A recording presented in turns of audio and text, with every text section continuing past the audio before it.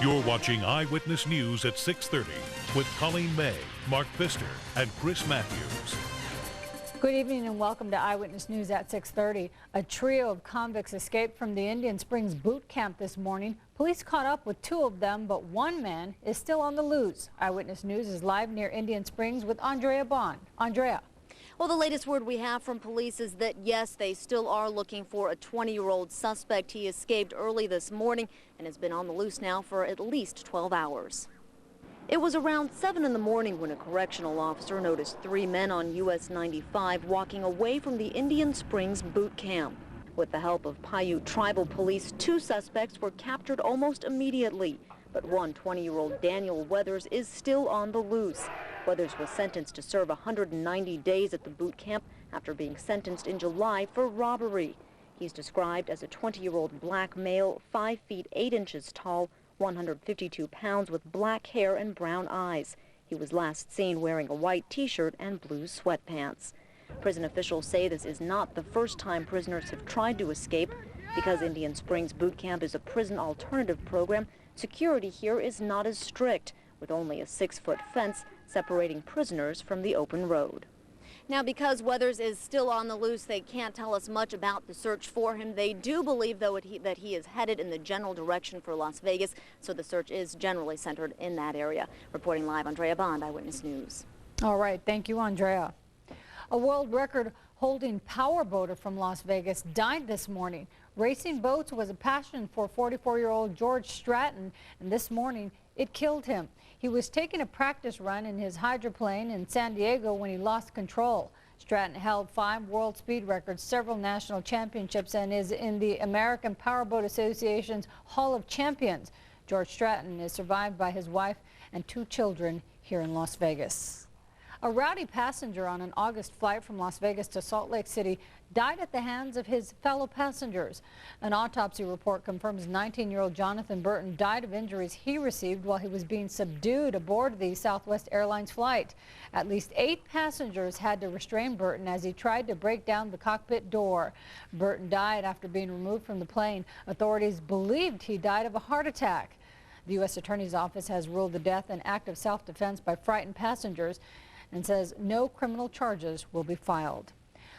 More than 100 Democrats gathered today to stir up support for local campaign races. The Democratic Party held a fundraiser at Charisma Farms Ranch to raise money for candidates. It was also a chance for supporters to talk to candidates about local issues. With most of the national attention focused on the presidential race, local candidates say events like this help bring interest to their campaigns. The state assembly and the state senate aren't necessarily at the top of the food chain when it comes to politics, so we sometimes have to wait for an opportunity, and this is a great opportunity to do that. Build the excitement, get some folks going, get the grassroots moving, and take some momentum into the election. The Democratic candidates at today's fundraiser hope tomorrow's visit from Vice President Al Gore will help rally support for their local campaigns. And this should get Democrats excited. Gore's visit to Las Vegas tomorrow will mark the first time the Vice President is making a campaign stop here as a presidential candidate. The local Democratic headquarters has been working around the clock preparing for his arrival. Janine Gill brings us the story. Good morning, Nevada Coordinated Campaign. Voters are tying up the phone lines at the Democratic campaign office. Be happy to get you some tickets, so that's no problem. Others are walking in. I'd like to have a couple tickets for tomorrow. Which one, 2? 2, please. All want tickets to see Vice President Al Gore speak at Monday's rally. I'm very excited about it, but yeah, this is my first time. And it's Al Gore's first campaign stop in Las Vegas as a presidential candidate. Nevada only has 4 electoral votes, but local Democrats say Gore recognizes the importance of connecting with Nevadans. It's obviously an important state to the Vice President. He's going to be here on Monday. He has close ties to our federal delegation. He's been strong on our issues for years. He's been helpful to our gaming industry. He's been great on nuclear waste. This weekend, volunteers hit the streets going door to door, polling voters about Gore. And indoors, volunteers made signs and answered phones. The phones haven't stopped ringing. People are coming in through the door. Are you here to pick up tickets? Yeah. Fabulous. Come on up. So far, the Democratic Party has given out hundreds of these tickets for Monday's rally. Field organizers say all the hype and popularity surrounding Gore's campaign has a lot to do with timing. Just this last week, Gore surged ahead in polls. The latest Newsweek poll shows Gore leading Bush by 14 points, 52% to 38%. We voted Republican many times. There is no way that I could vote for George Bush, W or whatever. I don't think he's competent. Analysts say the race is in a dead heat, but with Gore's popularity rising, his visit may help secure more votes. Janine Gill, Eyewitness News. Tickets to the rally tomorrow are free. For more information, you can call the Nevada Democratic Campaign Office. We have the schedule for Vice President Gore's visit. He will arrive aboard Air Force 2 at McCarran International Airport at 11:30 Monday morning. From there, he'll head to UNLV, where he'll speak about women's health issues. At 4, Mr. Gore will address the International Brotherhood of Teamsters at Bally's Event Center. Then at 5:45, the Vice President will head out to Los Angeles. Nevada Congresswoman Shelley Berkley is stretching out her lead in the polls. According to a recent poll, Berkley now has a 16-point lead over GOP challenger John Porter. In March, a similar poll had Berkley with only a 13-point lead. Berkley is now the choice of 53% of the voters, while Porter's support is 37%. Porter challenges the validity of that poll, saying his own polls have him trailing by only 8 to 10%. A massive wildfire in northern Nevada could have been started by a group of sheriff's deputies.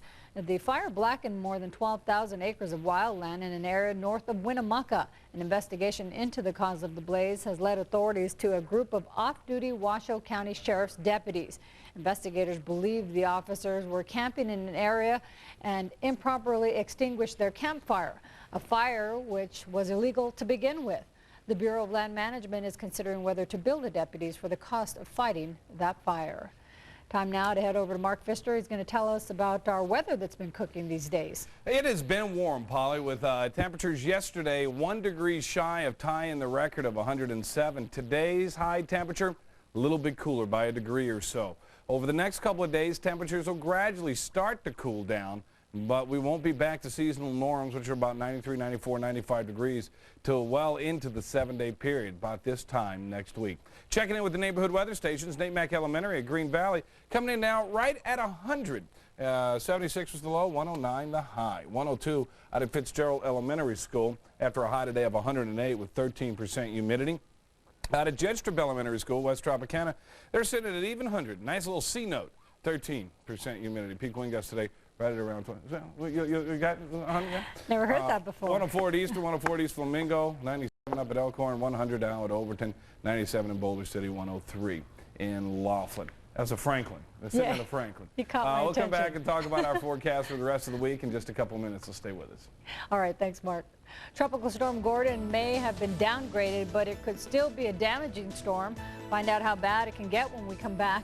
And Space Shuttle Atlantis is set to come home. We'll tell you what the astronauts have to do to land back safely on Earth.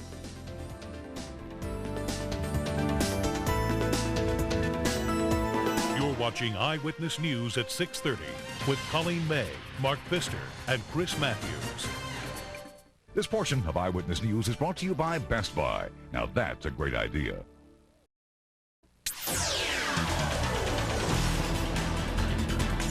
Hurricane Gordon is now a tropical storm, but it's still packing a wall up. Gordon now has maximum sustained winds of 70 miles an hour, just below hurricane strength. Nonetheless, the storm will arrive this evening with high winds and drenching rain.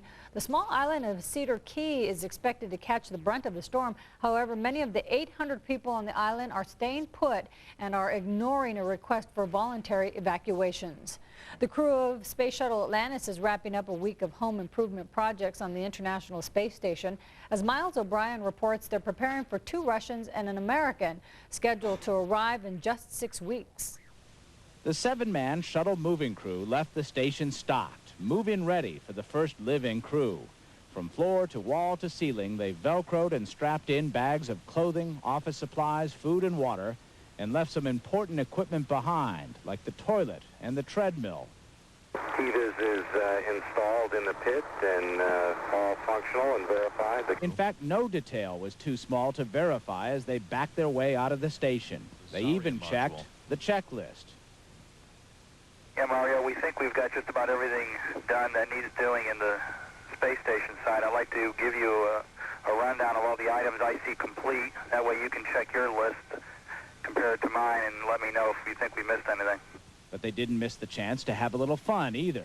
Shuttle pilot Scott "Scooter" Altman left his own personal greeting inside a station sleeping berth. Roger that, Scooter. And the crew left a long entry and group portrait in the ship's log. You're go to proceed with egress. Copy, we'll go to proceed. We'll go to proceed. It was a procession as they doused the lights and sealed the hatches. Houston, the hatch is closed.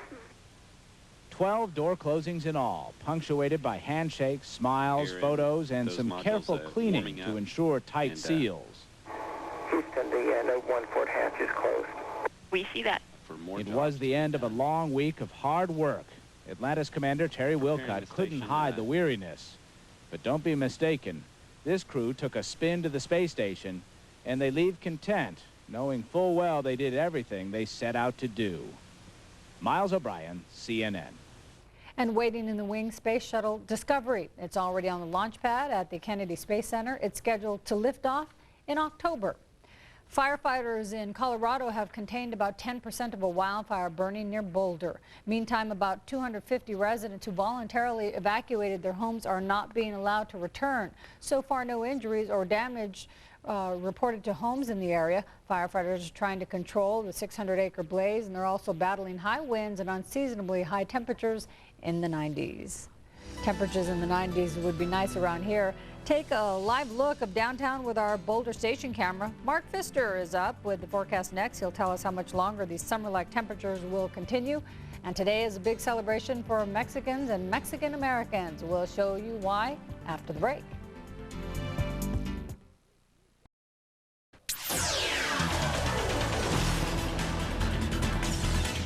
Today is Independence Day for Americans.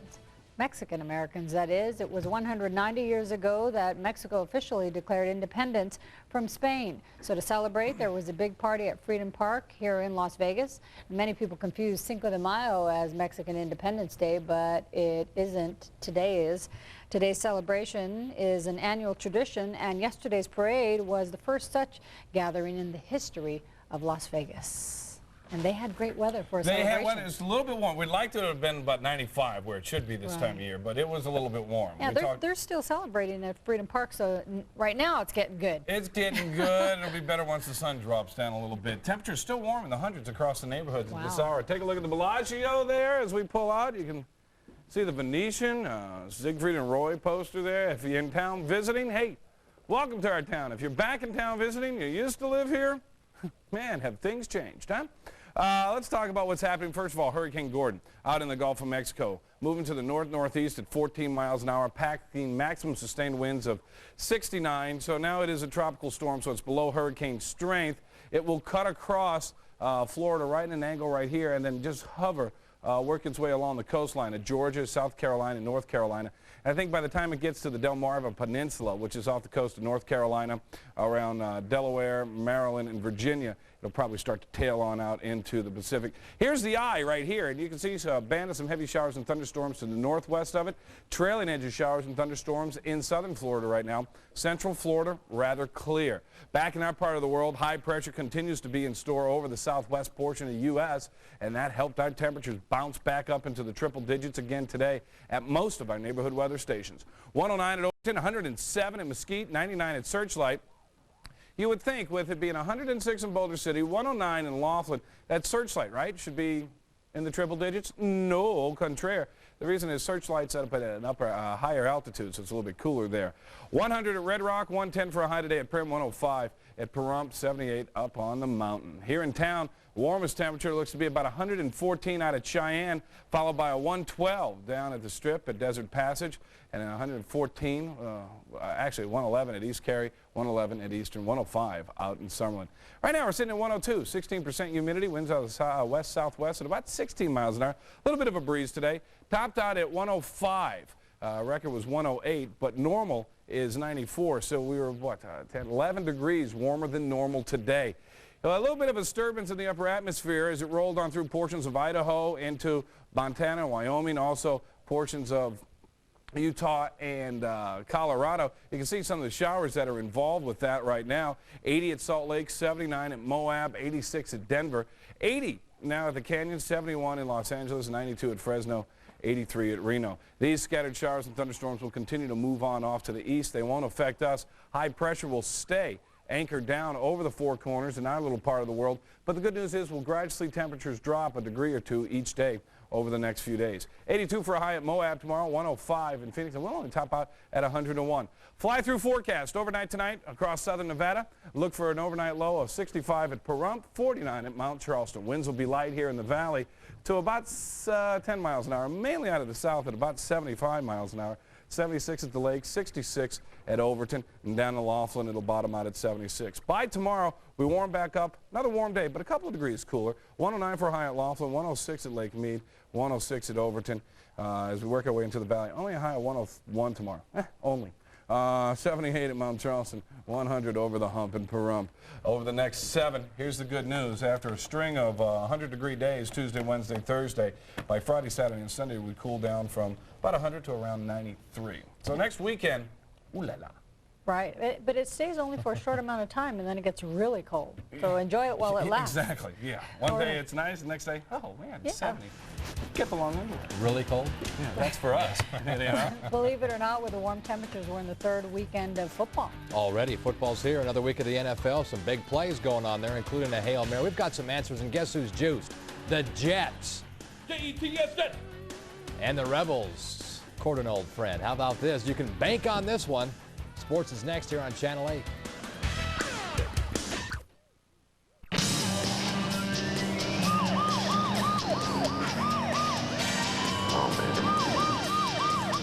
With its unibody construction and independent suspension, the Lexus RX 300 is the first luxury SUV that doesn't ride like a truck. So what'd you think? I'm impressed. Thanks for letting me drive it. Thanks for letting me play with the siren, Bill. At Fletcher Jones Lexus. Hello, I'm Senator Richard Bryan. I know what it takes to stand up to the special interests in Washington. It takes someone like Ed Bernstein, who's independent and can't be bought. I've known Ed for years. He won't back down and let Nevada become the nation's nuclear waste dump. He'll see to it that seniors get prescription drug coverage, and he'll protect a woman's right to choose. Ed's a fighter, and he's someone that I trust to take my place in the United States Senate. Ed Bernstein, a senator on our side.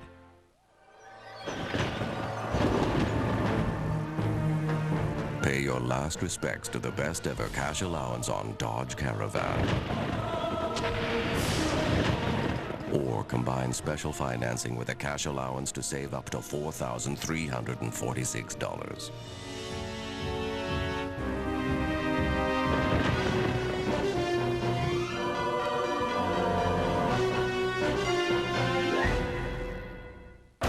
There's never been a better time to buy at Toyota West. Thousands in year-end savings on 2000 models. Specially reduced financing, lower down payments, lower monthly payments. You get more, you pay less. Close out 2000 at Toyota West. We'll match your down payment up to $4,000 on new Toyotas. Get a TV with a test drive. Drive a 2000 Camry for $199 a month. There's only one way to beat a Toyota West deal.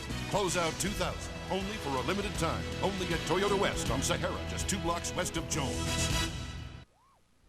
All right, there were some great games in the NFL today. A pretty good game going on at the Meadowlands in New Jersey, the Jets and the Bills. And, boy, this right here is the catch of the day. Bills with the ball to throw. Jay Remersman with the catch. The one-hand grab. Check it out one more time. He gets the big paw up there.